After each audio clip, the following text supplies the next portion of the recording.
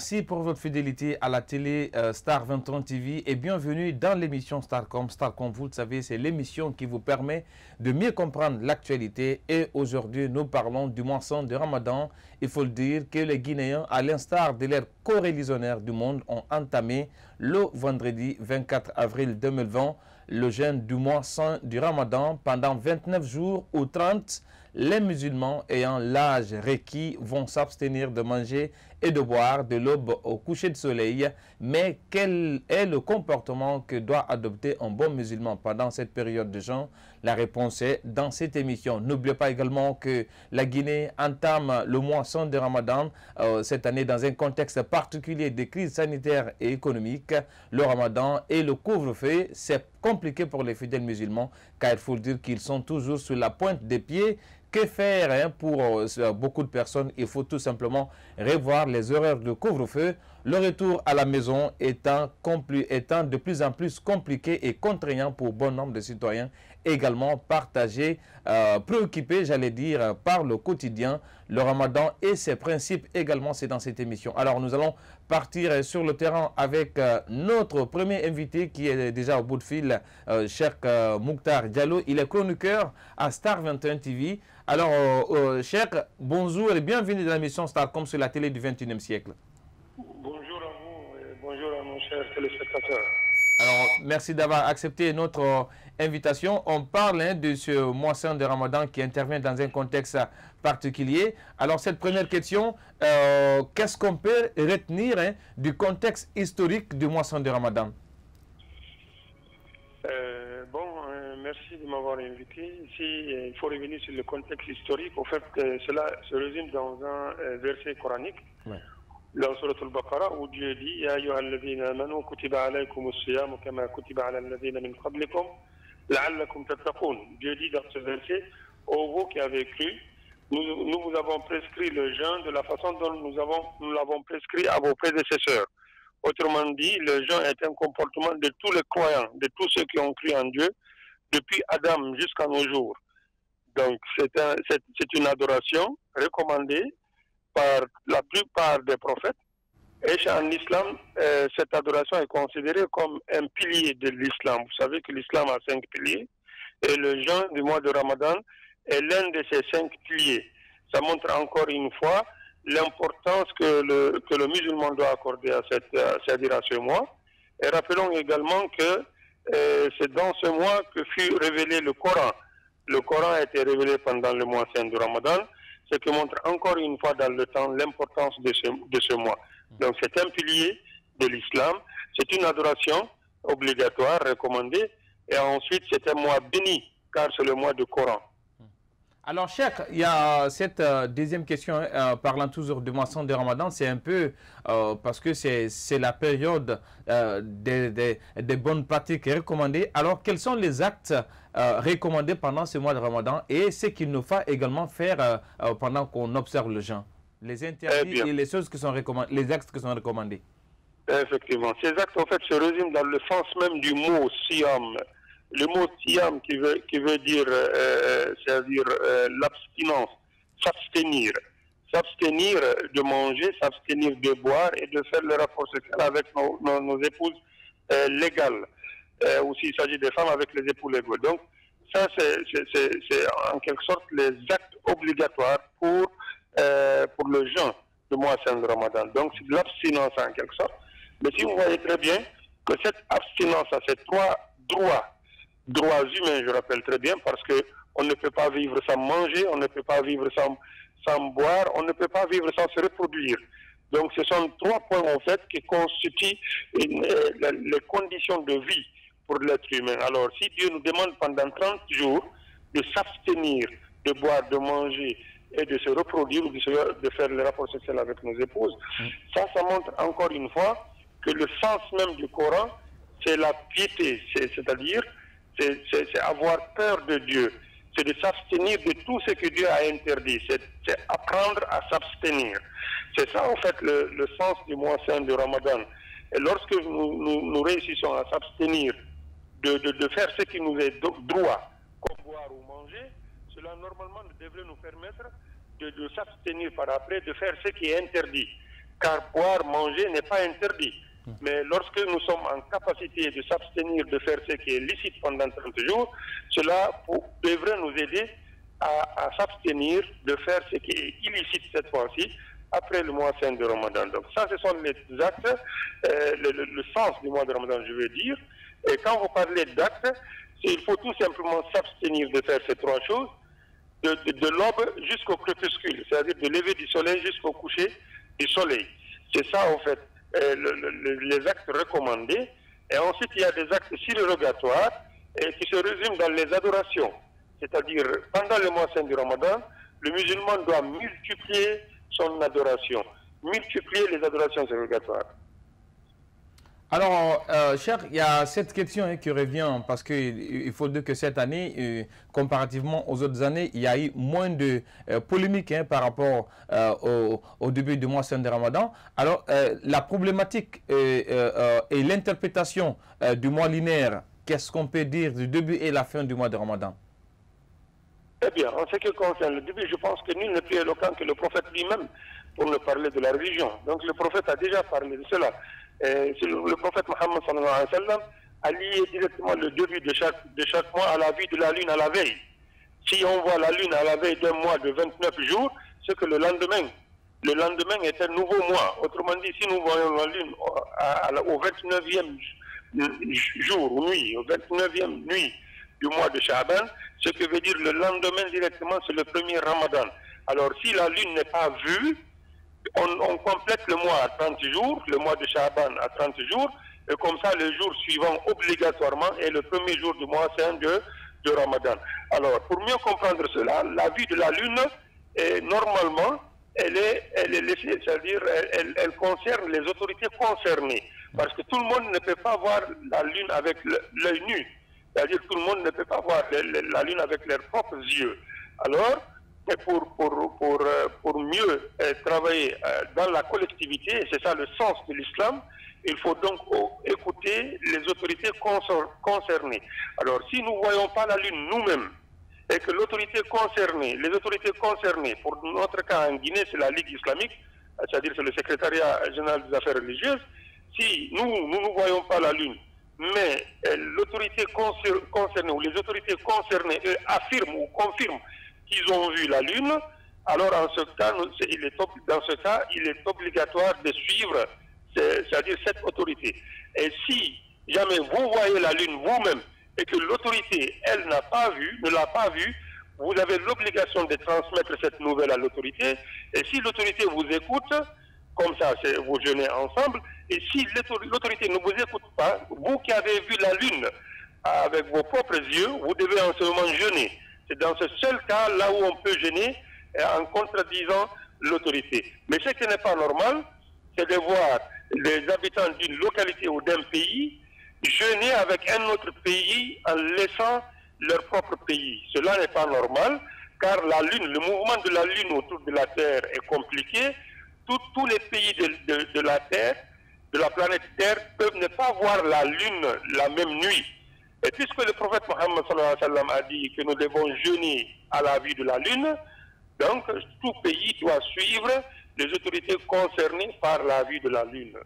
Alors, cette précision, parlant du cas spécifique de la Guinée, vous le savez qu'au mois, en général, on fait référence à la Mecque en ce qui concerne le début et la fin du mois saint de Ramadan. Donc, vous voulez dire qu'il ne faut pas, qu'il est conseillé de se référer au pays auquel nous relevons que de prendre l'exemple le plus souvent sur la Mecque, comme c'est le cas en général en Guinée. Je m'excuse de vous contredire. La Guinée n'a jamais suivi un autre pays, je rappelle. Ouais. Peut-être ça coïncide, mais la Guinée a suivi la vue de la lune. On n'avait jamais entendu, par exemple, le secrétaire général des affaires religieuses dire que bon, nous devons jeûner parce que l'Arabie saoudite a jeûné.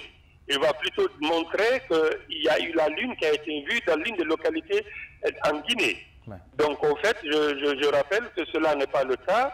On n'a jamais jeûné en Guinée parce que l'Arabie saoudite a jeûné. Ce n'est pas du tout le cas. On jeûne parce qu'il y a une preuve de la vue de la lune chez nous. Alors, revenons sur ce moisson de Ramadan avec ces contextes un peu particuliers parce que c'est une première dans l'histoire quand même du monde musulman qu'on fasse le jeûne avec un contexte de crise sanitaire. De première vue, de votre regard de chroniqueur, comment est-ce que vous percevez ce nouveau contexte de la religion musulmane, un Ramadan qui intervient pendant que les mosquées sont fermées, les prières en groupe également sont interdites? Oui, effectivement, bon, c'est une situation regrettable, mais nous sommes obligés de le faire. Je rappelle que le musulman, dans ce cadre, doit se conformer toujours, c'est-à-dire aux enseignements du prophète Mohammed sallallahu alayhi wa sallam. Le prophète Mohammed sallallahu alayhi wa sallam nous avait bien signalé dans les cas de pandémie ou d'épidémie, le prophète Mohammed sallallahu alayhi wa sallam a bien déterminé les conditions. Et parmi ces conditions, c'est le confinement ou l'isolement. Le musulman, pendant ce cas, doit s'isoler. Donc ça, c'est un comportement prophétique. Et je rappelle que lorsque nous parlons de confinement ou d'isolement, nous parlons ici d'une nécessité pour préserver la vie. Et le musulman n'est pas celui qui est là seulement pour défendre la religion en négligeant la vie et la santé. Car la religion défend la santé, la religion défend la vie humaine. Alors, dans ce cadre, nous sommes obligés à prier dans les maisons pour mieux préserver notre santé ou la vie humaine. Car la vie humaine, selon la religion musulmane, elle est aussi sacrée.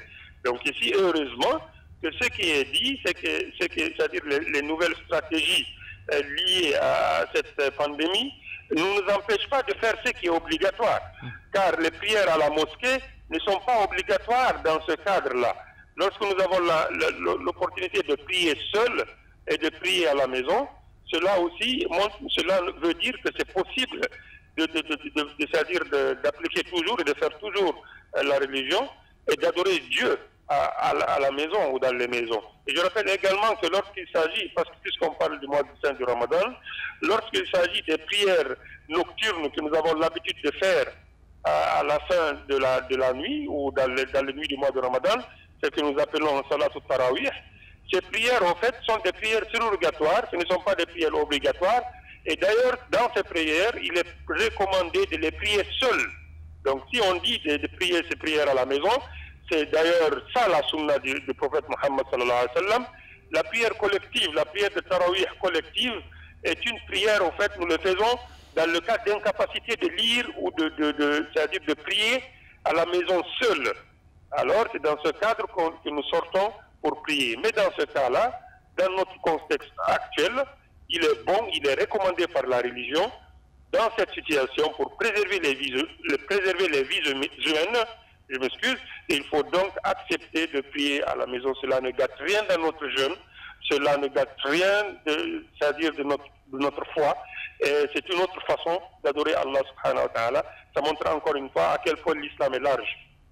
Alors, il y a également, parlant toujours du contexte des crises sanitaires en Guinée, c'est un peu l'état d'urgence sanitaire, notamment qui vient de décréter le chef de l'État, qui incombe, il faut dire, qui implique aussi le couvre-feu, et ce qui ne facilite pas la tâche également, même pour ces prières individuelles, que ce soit en famille, parce que le mois de Ramadan, vous le savez, c'est un mois qui absorbe beaucoup d'énergie. Est-ce que également là, c'était pas possible de faire comme la Mecque, de permettre notamment aux imams, parce qu'on dit c'est la distanciation, ce sont les barrières de sécurité, lavage des mains, que même le conseil de mosquée se retrouve pour prier afin que les autres puissent le suivre, parce qu'il y a les possibilités de technologie en termes de haut-parleurs pour permettre à d'autres citoyens de suivre notamment la prière à distance. Est-ce que cette formule est-elle adoptée également dans les principes de l'islam? Oui, effectivement. Bon, cela dépend des nécessités selon les différentes localités, je l'avais bien signalé. On n'est pas en Arabie Saoudite là-bas. En fait, en Arabie Saoudite, vous parlez seulement des mosquées saintes ou la mosquée sainte de la Mecque.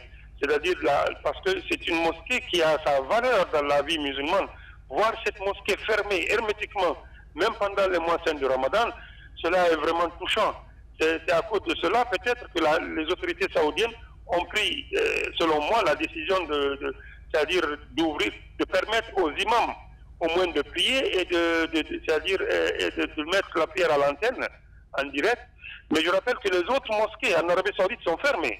Ouais. Les autres mosquées sont fermées. Cela encore prouve que même en Arabie Saoudite, vu cette situation, ils ont jugé nécessaire de fermer les mosquées. Dire maintenant que l'État doit permettre au moins à la grande mosquée, je pense bien que cela revient c'est-à-dire aux autorités concernées de prendre la décision. C'est à eux de nous dire qu'est-ce qui est bon pour nous par rapport à cette question. Parce que les cultures ne sont pas les mêmes et la situation des mosquées n'est pas la même c'est-à-dire que l'Arabie Saoudite. Ouais. Alors, parlant toujours de cette crise sanitaire, il y a également l'impact économique, mais malheureusement, parce que nous avons fait le constat sur le terrain à travers les différents marchés de la capitale, c'est pendant cette période difficile que certains profitent notamment pour procéder à l'augmentation fantaisiste des prix des denrées à grande consommation en Guinée. Qu'est-ce que l'islam dit, notamment dans ces genres de situations que les commerçants devraient faire pendant le mois de Ramadan? Est-ce qu'il faut profiter de la situation ou bien il y a des principes qui interdisent toute augmentation fantaisiste en période de Ramadan? En fait, c'est un problème lié au régime mondial économique, c'est-à-dire au capitalisme, qui ne s'intéresse pas aux mœurs, qui en fait profite de la demande ou de l'augmentation de la demande pour augmenter les prix. C'est tout simplement ça. En fait, nos commerçants sont pour le cas spécifique de la Guinée, où nous avons une majorité des commerçants quand même qui sont de la communauté musulmane. Parce que la Guinée, on peut dire que même si c'est à presque 90% de musulmans, dans les conditions normales, en tant que musulmans, qu'est dit l'islam en période de mois de Ramadan, en ce qui concerne notamment la vente? Effectivement, effectivement, je suis d'accord avec vous. En ce moment-là, on peut demander aux individus. Mais quand on parle de système lui-même, c'est-à-dire, moi je parle de la cause de cette situation. C'est le système capitalisme qui est là, puisqu'on ne parle pas d'économie musulmane.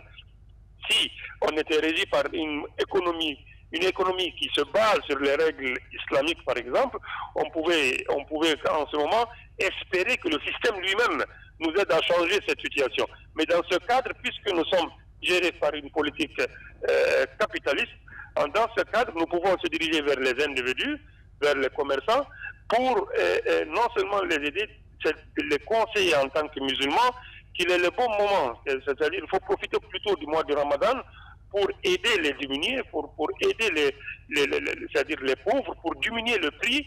Et si cela est difficile, de faire, alors qu'ils augmentent de l'autre côté les aumônes, à part, c'est-à-dire en dehors de leur boutique, c'est-à-dire qu'ils augmentent les aumônes, les sadaqas, et qu'ils viennent toujours au secours des pauvres et aux nécessiteux. Alors, c'est ce que je fais d'ailleurs. Oui. Cette question également sur le Ramadan, parce qu'il faut dire qu'on n'est pas au même niveau de formation en ce qui concerne les principes et interdits de l'islam. Qu'est-ce que peut entacher le jeûne et comment est-ce qu'on peut rectifier un jeûne qui est déjà entaché? S'il vous plaît, je ne vous ai pas compris. Reprenez s'il vous plaît la question. J'ai dit, pour un musulman qui ne maîtrise pas forcément les principes en profondeur, qu'est-ce que peut entacher un jeûne et comment est-ce qu'on peut parfaire, s'il y a possibilité, un jeûne? Par exemple, quelqu'un qui oublie, il mange, ou voilà, et après, il se rappelle qu'il est en jeûne. Qu'est-ce que l'islam dit dans ces genres de situations? Effectivement. Donc ici, votre question me pousse à revenir sur les actes obligatoires du jeûne. Il y a l'intention, c'est-à-dire prendre l'intention avant l'aube, avant le lever du soleil, l'intention de jeûner. Ensuite, s'abstenir maintenant de manger, de boire et de faire le rapport sexuel avec nos épouses légales. Donc ça, ce sont les actes obligatoires. Et lorsque l'être humain, par exemple, lorsque le musulman refuse intentionnellement de jeûner, en ce moment, il est fautif. En ce moment, il a commis un grand péché. Mais lorsqu'il oublie, en ce moment, c'est-à-dire oublier pour manger ou de boire, en ce moment, il doit directement, dès qu'il se rappelle, il doit directement cesser l'acte, cesser de manger, cesser de boire, et continuer directement son jeûne. Son jeûne, en ce moment, n'est pas gâté. Son jeûne n'est pas gâté, il peut continuer si c'est par oubli. Car l'oubli, Allah subhanahu wa ta'ala nous a épargné de l'oubli. Car c'est lui qui nous a créé et a fait de l'être humain quelqu'un qui oublie. Donc alors, si on oublie pour boire ou pour manger, dès qu'on se rappelle, qu'on cesse de boire et de manger, qu'on cache ce qui est dans la bouche et qu'on continue directement notre jeûne, le jeûne n'est pas gâté. Mais lorsque nous sommes en situation maintenant de maladie, lorsqu'on est malade, ou on trouve qu'il faut, ou bien qu'on a des médicaments à prendre, ainsi de suite, dans ce cadre-là, nous devons par nécessité, nous pouvons ne pas jeûner, mais après, la personne doit payer ce jour.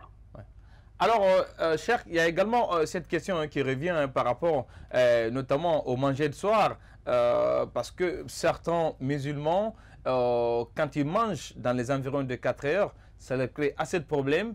Est-ce que pour jeûner, il faut forcément se lever à 4 heures manger, ou bien on peut avoir l'intention de jeûne sans même passer notamment par cette sunna qui pour certains est obligatoire? Vous parlez du manger de l'aube? Oui. Le petit déjeuner comprend l'aube. En fait, ce n'est pas obligatoire, mais c'est recommandé par le prophète Mohammed sallallahu alayhi wa sallam. Le prophète a dit que c'est-à-dire le petit déjeuner que nous prenons à l'aube est en quelque sorte de la baraka. C'est béni. Et nous devons donc retarder parmi la sunna du prophète Mohammed sallallahu alayhi wa sallam. La sunna du prophète Mohammed sallallahu alayhi wa sallam recommande à ce qu'on retarde c'est-à-dire ce petit déjeuner, que nous le prenons juste avant l'heure de la prière de soupe.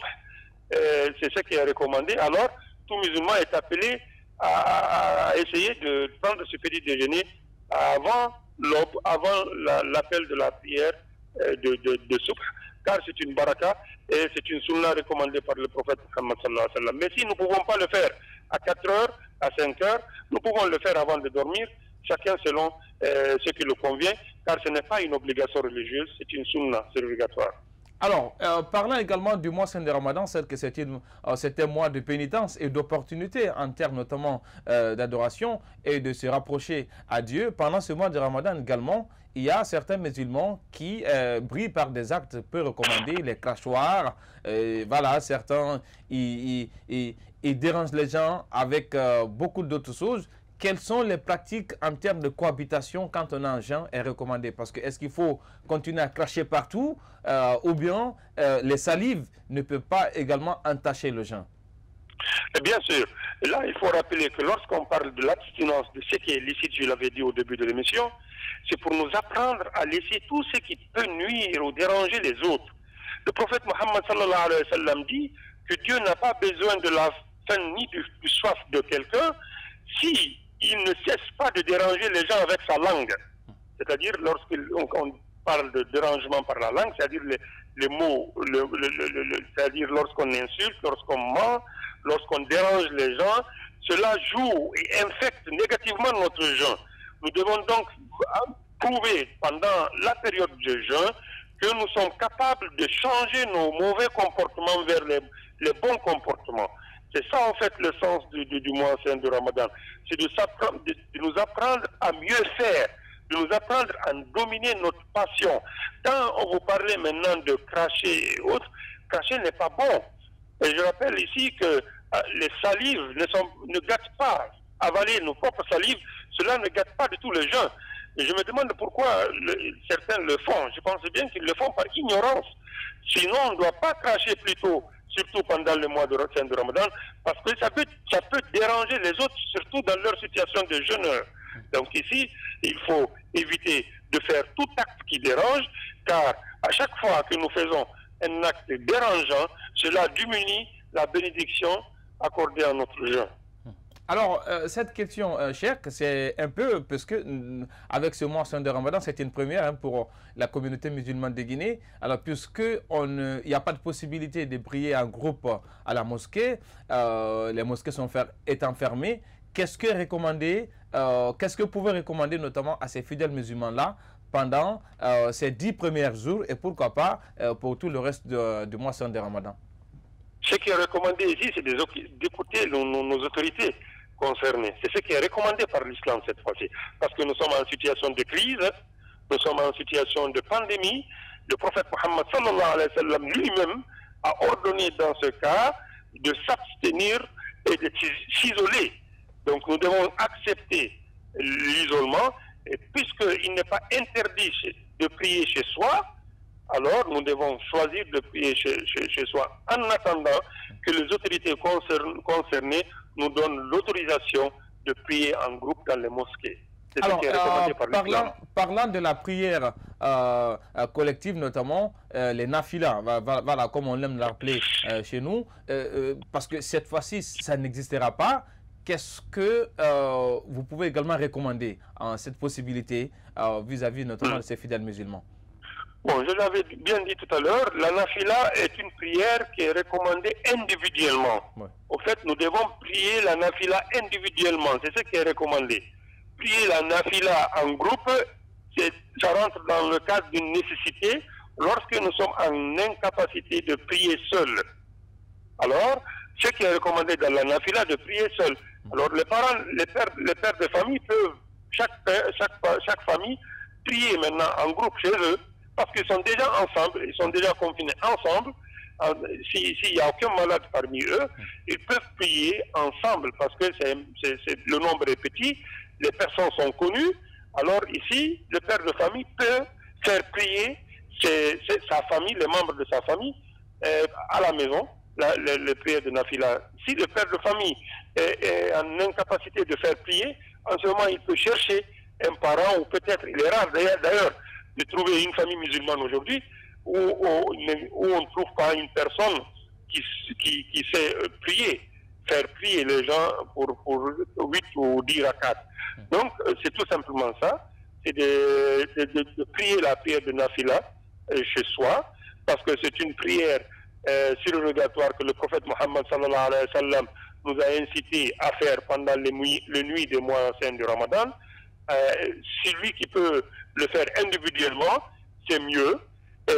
Sinon, on cherche à le faire en groupe à la maison.